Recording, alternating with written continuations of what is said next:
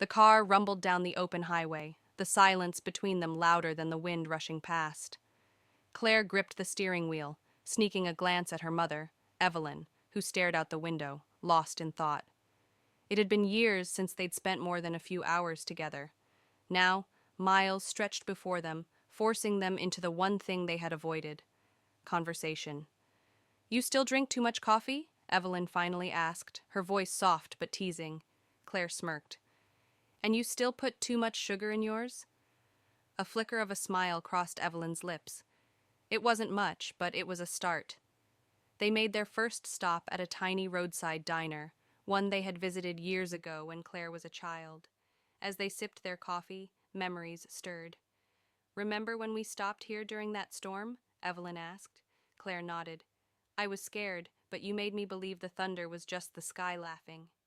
Evelyn chuckled. The sound was unfamiliar yet comforting. "You always did have a wild imagination." As the miles rolled on, so did their conversations.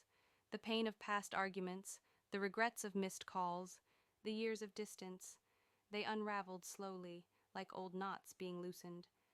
By the time they reached their destination, Claire's childhood home, something had shifted. The silence between them was no longer heavy. It was peaceful. Claire looked at her mother. "Maybe we should take the long way back." Evelyn smiled, eyes glistening. "I'd like that."